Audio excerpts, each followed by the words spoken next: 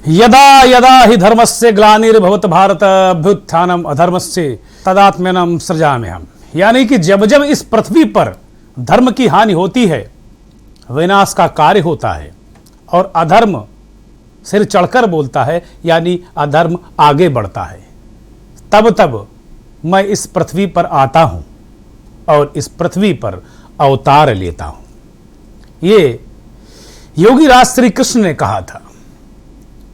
आज का युग कलयुग है और अर्थ युग भी, यानी पैसा और पावर। अब ऐसे में अधर्म का विनाश करने कौन आएगा? नमस्कार, अभिवादन आपका। मैं दुर्गेंद्र चौहान हूं। मंथन में आज बात हाई प्रोफाइल तिकोनिया हिंसा कांड की। आपको याद ना आ रहा हो तो पीलीभीत का वो कांड जिसमें किसानों को गृह राज्य मंत्री के बेटे ने रौंद दिया था, इसे अधर्म ही कहा जाएगा, क्योंकि शांति प्रिय और शांत भाव से अपने घर जा रहे किसानों को एक थार जीप से रौंद दिया गया था और फिर आरोप भी उन्हीं पर मढ़ दिया गया था कि हमला उन्हीं ने ही किया। लेकिन अब 3 महीने बाद बड़ा खुलासा सामने आया है। एसआईटी जो इस मामले की जांच कर रही थी, उस टीम ने कई नई धाराएं बढ़ा दी हैं और प्रारंभिक एसआईटी की प्रारंभिक जांच में यह माना गया है कि यह दुर्घटना, हादसा या अचानक हुई घटना नहीं, बल्कि सोची समझी साजिश के तहत ये घटना कराई गई। आज बात होगी मंथन में न्याय की। मंथन में आज बात करेंगे अधर्म की।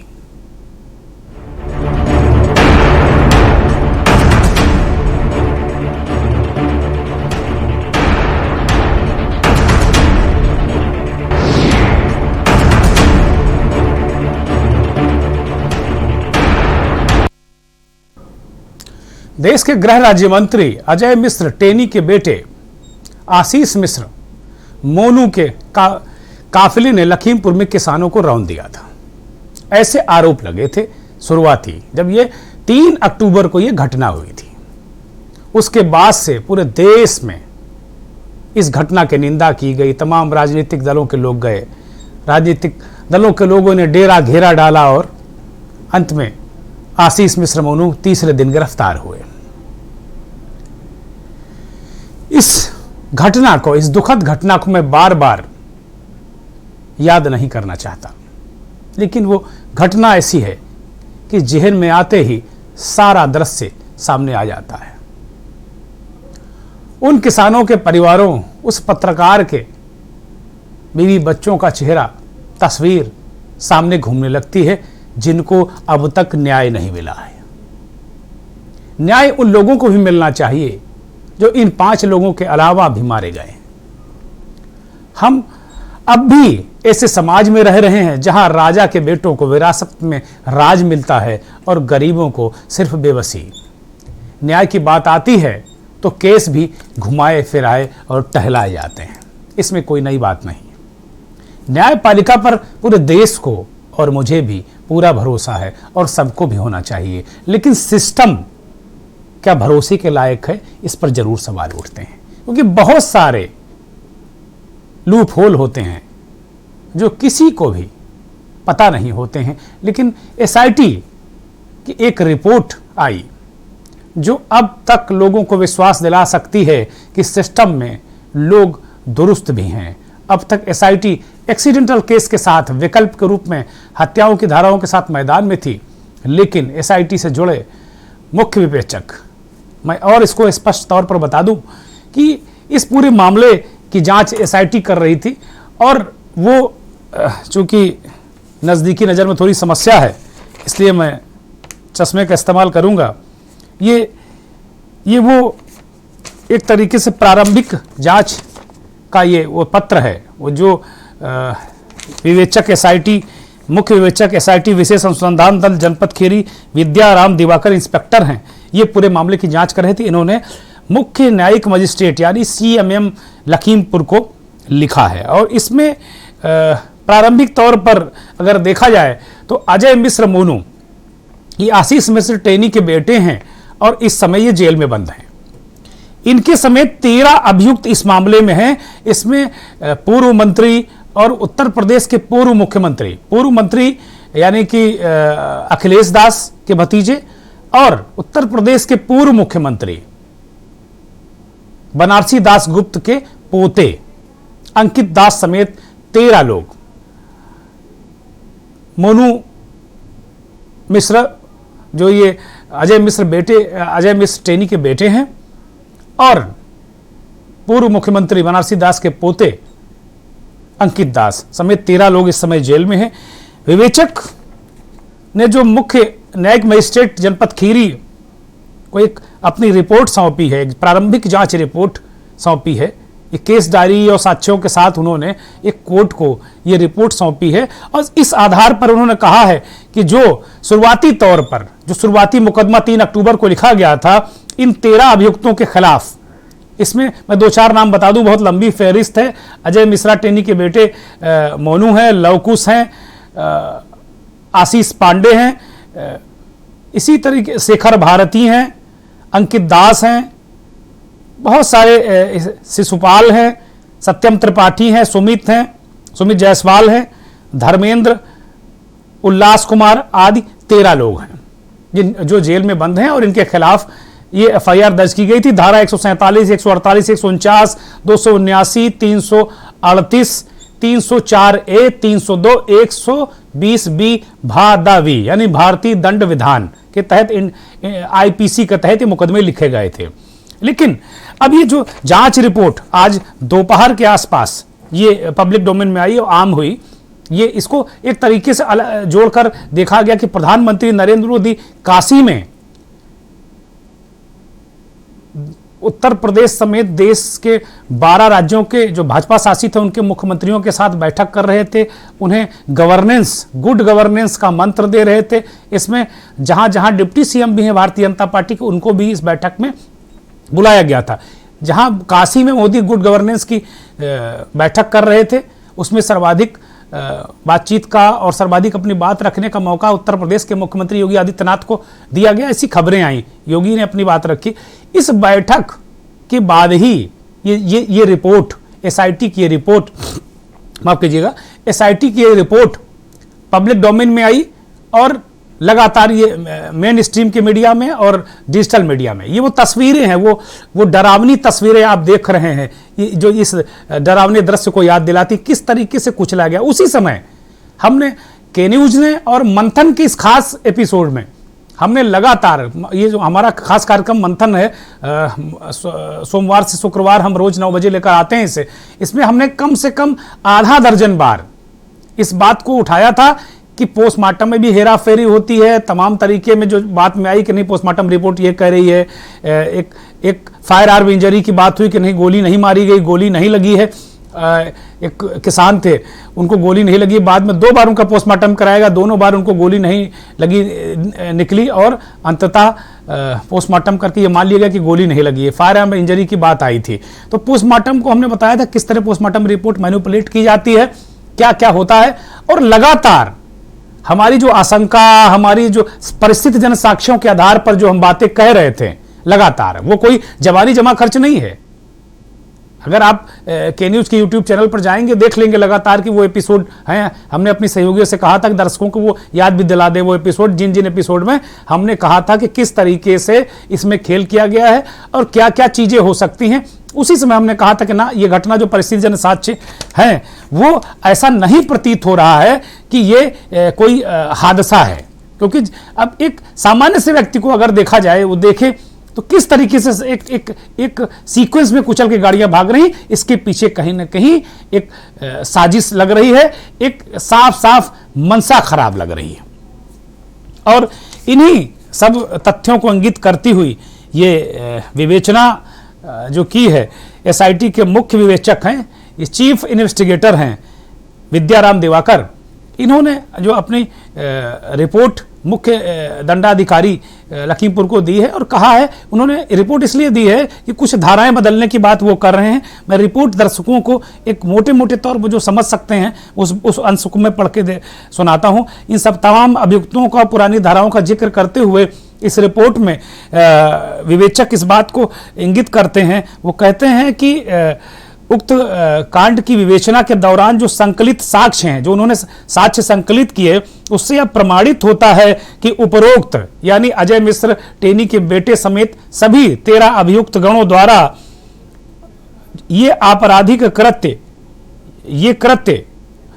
लापरवाही एवं उपेक्षा से नहीं, वो कह रहे हैं कि लापरवाही या उपेक्षा या सडन कोई घटना नहीं हुई, बल्कि जानबूझकर पूर्व नियोजित योजना के तहत, यानी जानबूझकर पूर्व नियोजित योजना के अनुसार इस मामले को अंजाम दिया गया है, यानी कारित किया गया है, जिसमें 5 लोगों की मृत्यु हुई और कई गंभीर रूप से घायल हैं। विवेचक एक बहुत महत्वपूर्ण बात कह रहे हैं, वो कह रहे हैं कि 5 लोगों की मृत्यु और गंभीर व्यक्ति के घायल होने के अलावा कई मजरूबों के फ्रैक्चर होना पाया गया है। मजरूब होना उर्दू शब्द है, और ये कई लोग जो और घायल हैं उनके फ्रैक्चर भी हैं, होना पाया गया है। फिर इसके बाद वो मुख्य दंडाधिकारी मुख्य न्यायिक मजिस्ट्रेट CMM से अनुरोध करते हैं कि होना पाया गया प्रकरण में धारा 279, 338, 304A का होना नहीं पाया गया, यानी जो उपरोक्त धाराएं हैं, ये धाराएं एक तरीके से मंत्री के बेटे को बचाने के लिए की गई थी। और IPC को जो जानते हैं और IPC पर लगातार जो टिप्पणियां होती हैं, वो कहा जाता रहा है, तमाम न्यायविद और तमाम जो पूर्व पुलिस अधिकारी भी इस बात को कहते रहे हैं कि अंग्रेजों ने 2 तरीके की धाराएं IPC में रचित की। एक जो हिंदुस्तानियों पे इस्तेमाल की जाती थी, एक ही तरीके का अपराध है, लेकिन हिंदुस्तानी है तो 302 में नाप दो, और अंग्रेज अगर कहीं फंसता है तो उसको 304 में कर दो, 338 में कर दो, 307 के बजाय 338 में कर दो उसको। तो इस तरीके की जो क्राइम कंसीलमेंट के लिए इन धाराओं का प्रयोग किया जाता है, बाकायदे अंग्रेजों की तरह मंत्री के बेटे और उसके दोस्तों को बचाने की इस मामले में कोशिश की गई, मुकदमा लिखते लिखते बचाने की कोशिश की गई। ये हम नहीं कह रहे, ये के न्यूज चैनल नहीं कह रहा, ये दुर्गेंद्र चौहान ने पत्रकार नहीं कह रहे, ये निरीक्षक विद्याराम दिवाकर की जो प्रारंभिक रिपोर्ट है SIT की, जिन्होंने एक संकलन, साक्ष्य संकलन के बाद उन्होंने एक प्रारंभिक रिपोर्ट तैयार की, और उसी रिपोर्ट के आधार पर उन्होंने कोर्ट से अनुरोध किया है कि 279, 338, 304A का होना सही नहीं पाया गया है, बल्कि धारा 307 जिसकी बात अभी हम कह रहे थे, धारा 307, 326, 34 व धारा 3/25/30 शस्त्र अधिनियम का अपराध होना भी पाया गया है। इस कारण धारा 279, 338, 304A का विलोपन किया गया है, यानी जांच के दौरान इन धाराओं को विलोपित किया गया, यानी हटाया है। विवेचक ने कहा कि ये धाराएं माकूल नहीं हैं, बल्कि इन धाराओं के मुकाबले ये अपराध बेहद गंभीर किस्म का है, एवं अन्य धाराओं के साथ 307, 326, 34 IPC एवं 3/25/30 भारतीय दंड विधान की बढ़ोतरी की गई। ये सूचना, ये जानकारी वो मजिस्ट्रेट को दे रहे हैं कि इन धाराओं को बढ़ाया गया है। अतः आपसे अनुरोध है कि मुकदमा उपरोक्त में अभियुक्त गण उपरोक्त के वारंट पर धारा 147, 148, 49, 307, 326, 302, 34, 120 व धारा 3/25/30 शस्त्र अधिनियम में परिवर्तित करने की कृपा करें। मतलब सारी धाराओं को लगभग बदल दिया। एक बड़ी महत्वपूर्ण बात आ रही है कि शस्त्र अधिनियम की धारा बढ़ाई गई है, बड़ी महत्वपूर्ण, पिछले में इसका कहीं जिक्र नहीं था। यानी ये जांच जैसे जैसे आगे बढ़ेगी तो कहीं ना कहीं फायर आर्म का प्रयोग निश्चित तौर पर आएगा, क्योंकि ये जो 3/25 शस्त्र अधिनियम की बात की गई है, इसका मतलब कि कोई असलहे का प्रयोग किया गया है। शस्त्र अधिनियम इसमें आता है, जबकि फायरिंग की बात आ रही थी कि असलहा लहराया गया, मंत्री के बेटे ने अपनी पिस्टल से फायरिंग की। मंत्री ने भी कहा कि भाई पिस्टल उसके पास है, लाइसेंसी है, लेकिन फायरिंग नहीं की गई। अब पूरे अगर प्रकरण को देखें तो एक तरीके से इसमें कंसीलमेंट किया गया, क्राइम का कंसीलमेंट किया गया और बार बार मंत्री ये कहते रहे कि अगर उनका बेटा दोषी पाएगा तो इस्तीफा दे देंगे। तो मुझे लगता है उनको इस्तीफे की घड़ी आ गई है, क्योंकि ये एजेंसी भी सरकार की है, ये कोई किसी पत्रकार की एजेंसी नहीं, किसी किसान की एजेंसी नहीं है, किसी समाजवादी पार्टी की एजेंसी नहीं है, किसी कांग्रेस पार्टी की एजेंसी नहीं है, या किसी आम आदमी पार्टी की एजेंसी नहीं है। ये सरकार की एजेंसी है और सरकार के अंडर में काम करती है और मंत्री जी खुद सरकार हैं।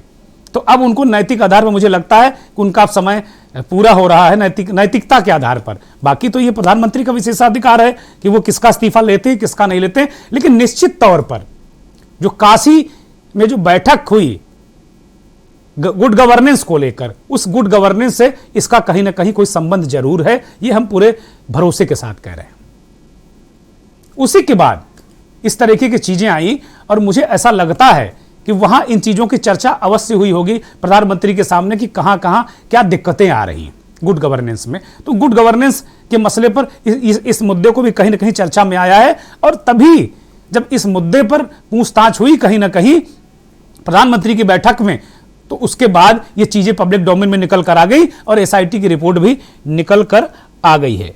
ये जो सारी चीजें ये कोई मुझे लगता है कि 14-13 ये पिछले 2-3 दिन का इसमें जो दस्तखत हैं वो 13-12 के दस्तखत हैं, यानी 13 दिसंबर के और 14 दिसंबर के बाकायदे अभियुक्तगणों के दस्तखत इसमें मुझे लगता है कराए गए हैं और विवेचक ने भी इन सब सारी चीज़ों को किया है। तो ये अचानक आज दोपहर बाद ही पब्लिक डोमेन में चीज़ें आई। अब सबसे बड़ी महत्वपूर्ण बात यह है कि जब ये साबित हो गया कि ये बाकायदे सुनियोजित ढंग से प्री प्लान तरीके से इस इतने बड़े कांड को अंजाम दिया गया, कांड लखीमपुर कांड सुर्खियों में रहा, अभी भी उसकी सिसकियां रह रहकर वो परिवार अभी भी ले रहे हैं। ठीक है, सरकार ने उन्हें मुआवजा दिया और सारी चीजों को करने की कोशिश की, लेकिन क्या वो इंसान वापस आ जाएंगे? सबसे बड़ी बात है। और अब जब एसआईटी ने इस बात को बता दिया है कि ये काम केवल अनजाने में नहीं हुआ, ये काम केवल अनजाने में नहीं हुआ कि अचानक हो गया हो कि किसानों ने उनको घेर लिया हो वो भागे हो, या अचानक एक्सीडेंट हो गया हो, गाड़ी चढ़ गई हो ये भागा दौड़ी में, ऐसा नहीं। बाकायदे विवेचक लिख रहे हैं कि सुनियोजित है और बाकायदे ऐलान, बाकायदे सोची समझी साजिश के तहत इस घटना को अंजाम दिया गया। सबसे बड़ा सवाल अब यह उठता है कि इसमें दुश्मनी क्या है, ये क्या एंगल है, क्यों ये क्या संदेश मंत्री के बेटे देना चाहते थे, मंत्री की क्या भूमिका है इसमें? अब मुझे लगता है कि थोड़ा जांच का दायरा और बढ़ाने की जरूरत है और चीजें होंगी भी, ऐसा लग रहा है मुझे। सबसे बड़ी बात यह है कि इस कांड के बाद जिस तरीके से दहशत फैली, चीख पुकार मची, लोक व्यवस्था भंग हो गई, पूरी तरीके से लोक व्यवस्था भंग हो गई, लोग इधर उधर भागने लगे दहशत के मारे। जो कानून के जानकार हैं, पुलिस के तमाम साथी इस बात को जानते हैं, प्रशासन के तमाम साथी जानते हैं कि जब इस तरीके के हालात निर्मित होते हैं तो राष्ट्रीय सुरक्षा कानून के तहत कार्रवाई होती, यानी रासुका लगती है। रासुका के लिए मुझे लगता है कि अब इससे ज्यादा किसी हालात की जरूरत नहीं है। अगर थोड़ा चीजें और बढ़ेंगे तो मुझे लगता है रासुका भी इसमें बढ़ेगी, ये ऐसा मुझे लग रहा है, क्योंकि बहुत सामान्य मामलों में पुलिस और प्रशासन जिनको समझता है कि वास्तव में बड़ा गंभीर किस्म का अपराध है, उनमें रासुका लगाई जाती है और जेल में जाकर तामील भी की जाती है। ये तो बिल्कुल, अगर ये जो तस्वीरें एक बार मुझे लगता है फिर दिखाई जाएं, जिस तरीके से लोग भागे दहशत में, एक तरीके से उसके बाद किस तरीके से धरना प्रदर्शन बवाल, मतलब लोक व्यवस्था भंग हो गई, जो कानून का राज छिन्न भिन्न हो गया। इससे ज्यादा और क्या चाहिए रासुका लगाने के लिए? तो उत्तर प्रदेश की जो लोकप्रिय सरकार है और यहां के लोकप्रिय मुख्यमंत्री जो लगातार अपराधों को कुचलने का काम करते रहे हैं, मुझे लगता है कि इस पर बहुत प्रॉपर एक्शन वो लेंगे, इसमें कहीं कोई मुझे संदेह लग नहीं रहा है। और बात यही है कि कुल मिलाकर अगर देखें तो स्थितियां एक नया एक नया डेवलपमेंट है इस पूरे लखीमपुर कांड में। और इस कांड में जो कुछ तमाम प्रतिक्रियाएं आई, तमाम हुई। मंत्री आज अपने बेटे से जेल मिलने भी गए लखीमपुर में। जब इस पूरे घटनाक्रम के बाद मंत्री इस मामले में अपने बेटे से मिलने गए और पत्रकार जब उनके आवास पर पहुंचे तो यह भी खबर आई कि पत्रकारों को भगाया गया, आवाज की भाग जाओ, कोई बात नहीं होगी। तो अभी भी ऐंठ अभी बाकी है, रस्सी अभी उतनी ही ऐंठ में है। कुल मिलाकर ये स्थितियां देखने को मिली हैं। आशीष मिश्रा मोनू जो मुख्य आरोपी हैं, उनके वकील अवधेश सिंह ने इस पूरे मामले में क्या कहा, वो जरा सुनना दिलचस्प होगा। 34 पे 3/25 आर्म्स एक्ट पे जिस तरीके से एसआईटी ने नई अपनी रिपोर्ट दाखिल किया, क्या कहना है इसके ऊपर? इस पे हमारा ये कहना है कि जैसे जो एडेड सेक्शन लाए हैं, ये एक 3/25 और सेक्शन 34 149 के साथ नहीं चलेगा, नहीं लगेगा। 149 रहेगा तो 34 नहीं रहेगा, और 34 रहेगा तो 149 नहीं रहेगा। दोनों सेक्शन एक साथ नहीं चलेंगे मिलजुम पे। और 3/25 में स्पेसिफिक बताना पड़ेगा ना कि किसके खिलाफ 3/25 है। 13 पे रिकवरी नहीं है, रिकवरी 2 पे है। और सेक्शन 3/25 13 पे 12 पे नहीं चलेगा, रेस्ट 11 पे।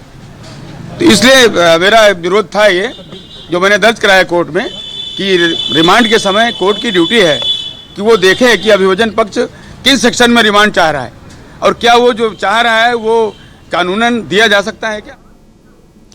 वकील साहब की अपनी दलीलें हैं, लेकिन जो विवेचक हैं जिन्होंने रिमांड मांगी है, मुख्य दंडाधिकारी, मुख्य न्यायिक अधिकारी सीएमएम को, ये जो पूरा उन्होंने दिया है, और उन्होंने कहा कि इसकी हमें जो मुकदमे की और विस्तृत विवेचना या फर्दर विवेचना करनी है, उसको लेकर वो अभियुक्तों की रिमांड भी मांग रहे हैं, जिसका जिक्र वकील साहब कर भी रहे हैं।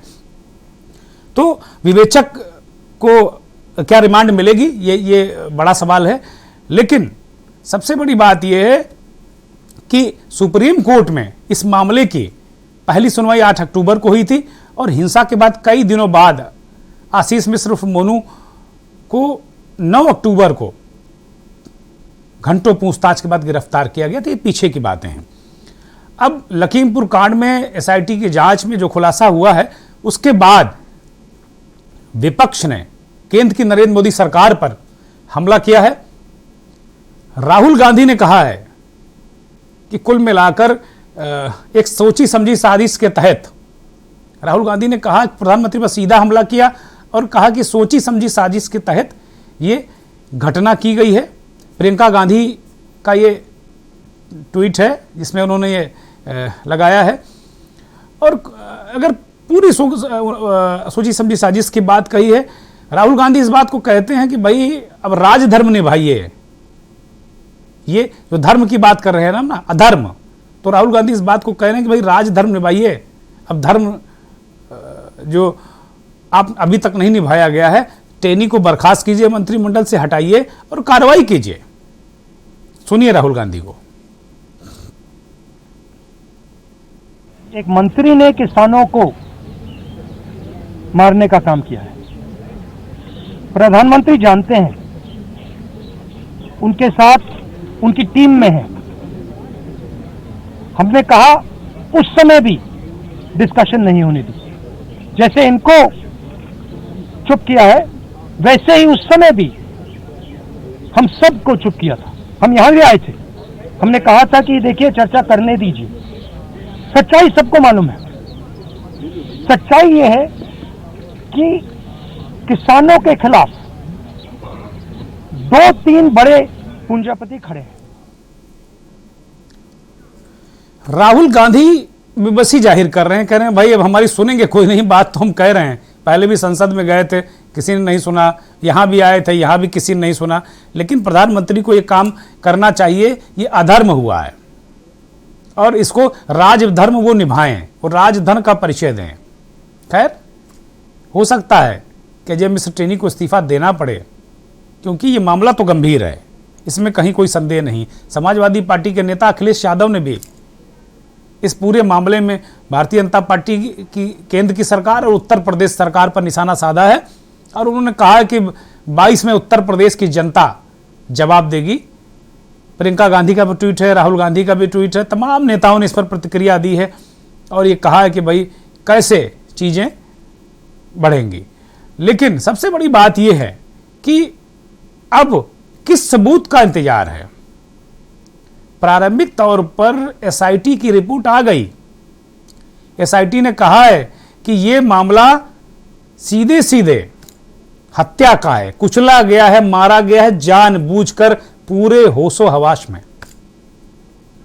अब क्या बचा है? थोड़ी भी लाज शर्म नैतिकता अगर बची हो तो उसका पालन कर लिया जाए, क्योंकि अब मुझे नहीं लगता कि अब तमाम कानूनी दांव पेच हो सकते हैं, लेकिन कम से कम ठीक है, कोर्ट में जाने तक कम से कम मंत्री इस्तीफा तो दे दें या उन्हें हटा दिया जाए और इसकी कोर्ट अपने तरीके से निर्णय ले लेगा कि क्या इसमें स्थिति है, विवेचक से भी पूछ लेगा।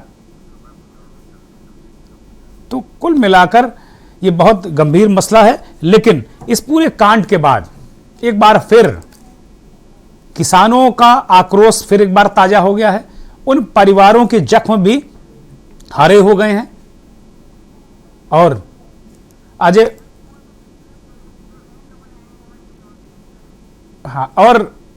अजय मिश्र टेनी की मुश्किलें मुझे लगता है थोड़ा बढ़ती नजर आ रही हैं इस पूरे मामले में। निश्चित तौर पर उनकी मुश्किलें बढ़ेंगी, क्योंकि मुझे ऐसा लग रहा है कि कल तक अजय मिश्र टेनी का इस्तीफा भी हो सकता है। उन्हें इस्तीफा देने के लिए कह दिया जा सकता है, क्योंकि 2022 में चुनाव है और एसआईटी की प्रारंभिक रिपोर्ट गले की हड्डी बन जाएगी। इसमें मुझे जरा सा भी शक नजर नहीं आ रहा है।